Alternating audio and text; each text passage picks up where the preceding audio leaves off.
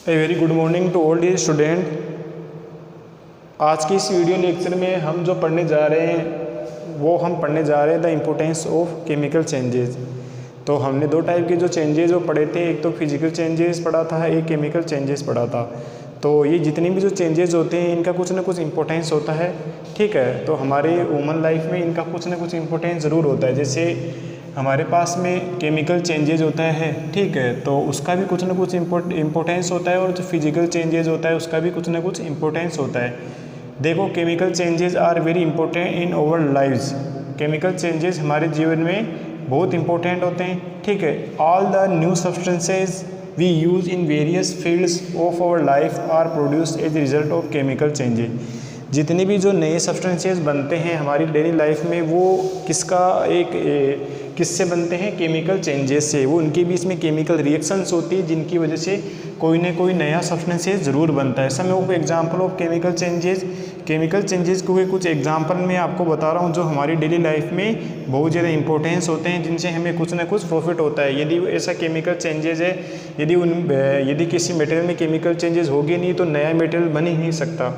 तो हमारे पास में जो केमिकल चेंजेज होते हैं उनके को मेजर इंपॉर्टेंस मैं आपको डिस्कस करने जा रहा हूँ, जिसमें हमारे पास में पहला है metals are extracted from their naturally occurring ores a series of chemical changes. इसका मतलब क्या हो गया कि जितनी की सारी मेटल्स होती है वो हम उनको अर्थ से, ज़मीन से हम जब उनको निकालते हैं तो वो हमें प्योर रूप में नहीं मिलती है, ठीक है। तो हम ये एक सीरीज़ ऑफ केमिकल चेंजेज होती है जिसकी वजह से हमारे पास में जो मेटल होता है तो उसको हम एक इम्प्योर मटेरियल से हम उसको अलग करते हैं। जैसे हम लोहे को हम ज़मीन से निकालते हैं, खोद के खान से जब लोहे को निकालते हैं तो लोहा प्योर फॉर्म में नहीं मिलता है, तो उसमें लोहे को किसी दूसरे मेटल से या मशीनों के द्वारा हम केमिकल रिएक्शन करवाते हैं, जिसकी वजह से जो प्योर लोहा तो अलग हो जाता है और जो हमारे पास में जो कच्चा लोहा जिसमें कंकड़ पत्थर वगैरह भी मिला होता है और भी बहुत अशुद्धियाँ रहती है तो वो अलग हो जाती है। तो वो सारा का सारा किसकी वजह से होता है? केमिकल चेंजेस की वजह से होता है। जैसे हमारे पास में आयरन के जो और होते हैं, लोहे के जो अयस्क होते हैं, तो उनसे जो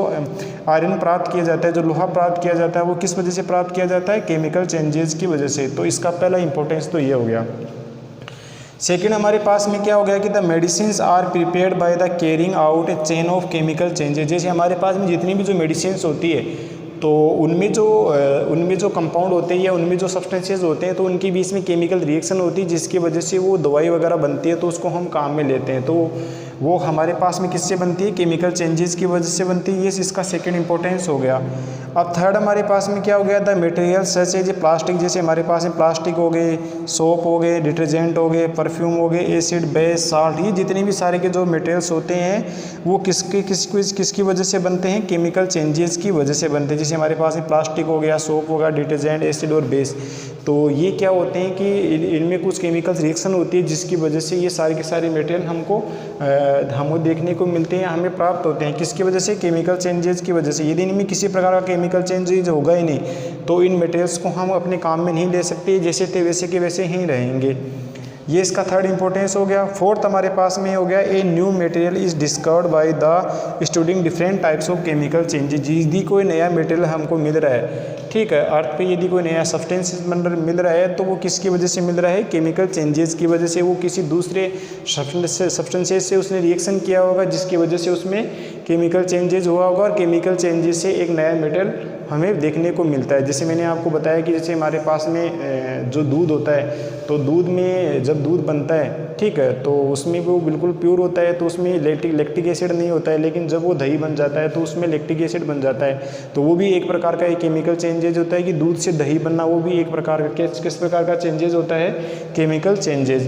तो ये इनके कुछ इंपॉर्टेंस होते हैं, ठीक है। तो एक तो क्या हो गया कि जितनी भी जो मेटल्स होती है उनको प्योर करने के काम में आता है, मेडिसिन बनाने में काम में आते हैं केमिकल चेंजेस, और जितनी भी जो ये मटेरियल्स होते हैं जैसे प्लास्टिक हो गया, सोप हो गया, डिटर्जेंट हो गया, ये सारे के सारे केमिकल चेंजेस से ही बनते हैं। और हमारे पास में फोर्थ इसका इंपॉर्टेंस हो गया कि जब भी कोई नया मेटल डिस्कवर होता है वो किसकी वजह से होता है? केमिकल चेंजेस की वजह से। ये इसके 4 इंपॉर्टेंस हो गए।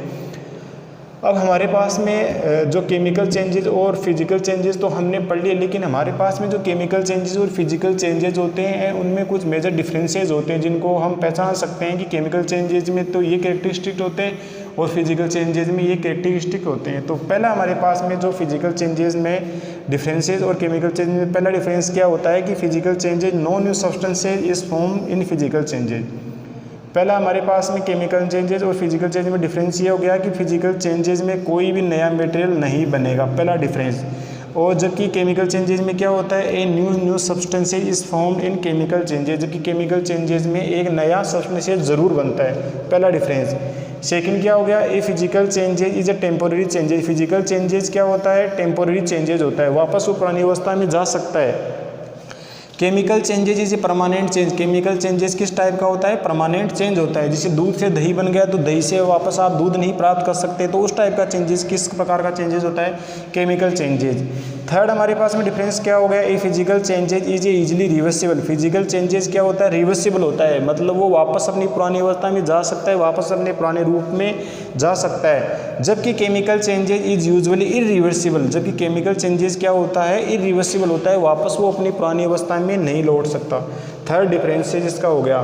जबकि फोर्थ डिफरेंसेज देखो, a very little energy in the forms of heat is absorb और given out in a physical changes. Fourth difference क्या होता है कि इसमें जो फिजिकल चेंजेज में या तो एनर्जी बनेगी या क्या हो जाएगी, कुछ एनर्जी बाहर निकलेगी। ये इसका एक डिफरेंसेज हो गया फिजिकल चेंजेस का। ठीक है, तीन तो हमने डिस्कस कर लिए, एक ही और डिस्कस कर लिया। जबकि इसमें क्या हो गया, ए लॉट ऑफ एनर्जी। इसमें तो जो एनर्जी है वो बिल्कुल थोड़ी निकलेगी, या तो वो बनेगी या बाहर निकलेगी। जबकि इसमें एनर्जी क्या निकलेगी, बहुत ज़्यादा निकलेगी। एक किस फॉर्म में निकलेगी, in the form of heat, उष्मा के रूप में, लाइट के रूप में और साउंड के रूप में, इज अब्जॉर्ब और given out by the chemical changes. या तो केमिकल चेंजेज में या तो लाइट निकलेगी बाहर, हीट निकलेगी, या साउंड निकलेगा, या तो वो अब्जॉर्ब होंगी या वो बाहर निकलेंगे। तो ये चार डिफरेंसेस हो गए। ठीक है, केमिकल चेंजेज और फिजिकल चेंजेज में इसमें कुछ ना कुछ डिफरेंसेस होता है। तो हम इनको एक टेबल के थ्रू हम इनको आइडेंटिफाई कर सकते हैं कि केमिकल चेंजेज में तो नया मटेरियल बनता है, ये परमानेंट चेंज होता है, इरिवर्सिबल होता है। ठीक है, इसमें एनर्जी ज़्यादा निकलती है। फिजिकल चेंजेज में क्या होता है कि ये नया कोई भी नया सब्सटेंसेज नहीं बनता है, टेम्पोररी चेंज होता है, ये रिवर्सिबल होता है और इसमें एनर्जी भी बहुत कम निकलती है। इसके चार डिफरेंसेस हो गए। अब हमारे पास में अगले क्वेश्चन की तरफ हम बढ़ते हैं। क्वेश्चन नंबर थर्ड हमारे पास में है कि what is the rusting of iron. Rusting का मतलब क्या होता है बेटा, जंग लग जाना। क्या होता है, जंग लग जाना। जैसे लोहा है, लोहा को हम यदि लंबे समय तक बाहर छोड़ देते हैं तो हवा से और पानी से रिएक्शन करके उसमें जंग लगना स्टार्ट हो जाती है, तो उसको हम क्या बोलते हैं, rusting of iron.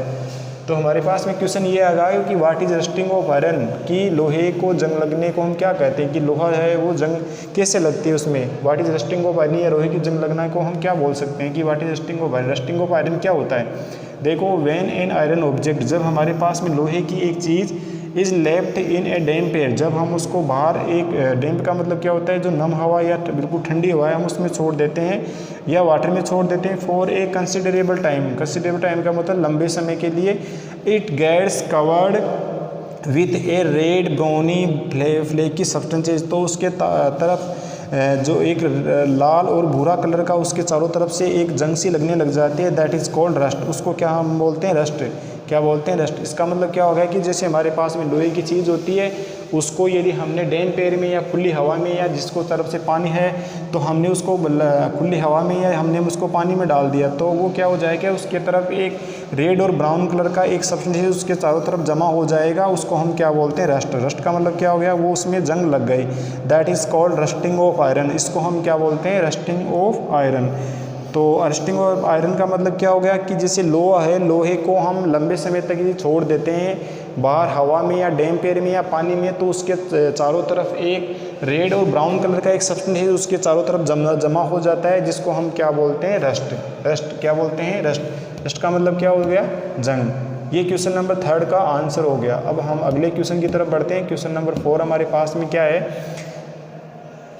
Question number 4 में देखो, ये हमारे पास में जो रस्टिंग ऑफ आयरन है इसी को डिटेल में दे रखा है कि during the rusting of iron, iron metals combines with the oxygen. जो हमारे पास में जो आयरन मेटल है, ठीक है, जो लोहे की जो चीज़ है, तो वो एटमॉस्फेयर में चारों तरफ से ऑक्सीजन रहती है, ठीक है। तो जो लोहे की जो चीज़ होती है वो ऑक्सीजन से रिएक्शन करके in the presence of water, तो वाटर या वाटर वेपर या मॉइस्चर से वो उनकी उपस्थिति में वो ऑक्सीजन तो उसको हवा से मिल जाएगी, और वाटर वेपर उसको एटमॉस्फेयर से मिल जाएगा, to form a compound iron oxide. तो उससे एक नया मेटल बन जाएगा, उसको हम बोलते हैं आयरन ऑक्साइड। क्या बोलते हैं, आयरन ऑक्साइड।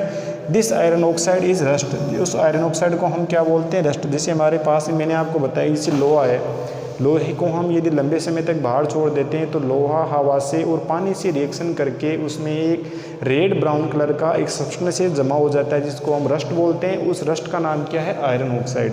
क्या नाम है? Iron oxide. The process of rusting can be represented by the following equation. ठीक है, जो हमारे पास में जो लोहे की जंग लगने की जो प्रोसेस होती है उसको हम इक्वेशन के थ्रू हम उसको बता सकते हैं। जैसे हमारे पास में आयरन है, आयरन का जो फॉर्मूला क्या है? Fe, और ऑक्सीजन का फॉर्मूला क्या है? O2 और ये वाटर। ये हमारे पास में तीन चीज़ें होगी। क्या कौन कौन सी चीज़ें होगी? तो वाटर हो गया, ऑक्सीजन हो गई और आयरन हो गया। ये तीन चीज़ें हमारे पास में हो गई। ठीक है, तो आयरन हो गया, ऑक्सीजन हो गया, वाटर, ये तीन चीज़ें जब आपस में रिएक्शन करने लग जाती है तो हमारे पास में जो नया जो एक चेंजेस आने लग जाता है जिसको हम केमिकल चेंजेस बोलते हैं। केमिकल चेंजेस होने की वजह से उसमें एक नया मटेरियल बनता है जिसको हम बोलते हैं आयरन ऑक्साइड। क्या बोलते हैं? आयरन ऑक्साइड, जिसको हम क्या बोलते हैं? रस्ट। रस्ट का मतलब क्या हो गया? उसमें लोहे में क्या लग गई? जंग लग गई। तो ये आयरन ऑक्साइड है वो किसकी वजह से हुआ कि हमारे पास में जो लोहा है उसमें केमिकल चेंजेस हुआ। केमिकल चेंजेस होने की वजह से लोहे ने ऑक्सीजन से और वाटर से, ठीक है, रिएक्शन करके एक नया मटेरियल बना दिया, नया सब्सटेंसेस बना दिया आयरन ऑक्साइड, जिसको हम क्या बोलते हैं? रस्ट। जैसे लोहा है, लोहे में जंग लग गई तो जंग लगने के बाद में उससे वापस हम नया लोहा नहीं प्राप्त कर सकते, तो वो जंग लगा हुआ जो लोहा है वो एक प्रकार का परमानेंट चेंजेस है, वो वापस अपनी पुरानी अवस्था में नहीं जा सकता। तो इस प्रकार के जो चेंजेस होते हैं उनको हम क्या बोलते हैं? Chemical changes. हमने यही पढ़ा था कि केमिकल चेंजेस में जो चेंजेस होते हैं वो किस टाइप के चेंजेस होते हैं? परमानेंट चेंज होते हैं, वापस अपनी पुरानी अवस्था में नहीं जा सकते और उससे कुछ न कुछ नया मटेरियल जरूर बनता है। देखो इसमें आयरन है, लोहा है, ऑक्सीजन है और वाटर है, ये तीन हमारे पास में जो नए तीन सब्सटेंसेज होते हैं आपस में जब रिएक्शन करते हैं तो उससे नया मेटल कौन सा बन रहा है? Iron oxide. ठीक है, तो आयरन ऑक्साइड इनसे बिल्कुल अलग मेटल बना जिसको हम जंग भी बोलते हैं। ठीक है।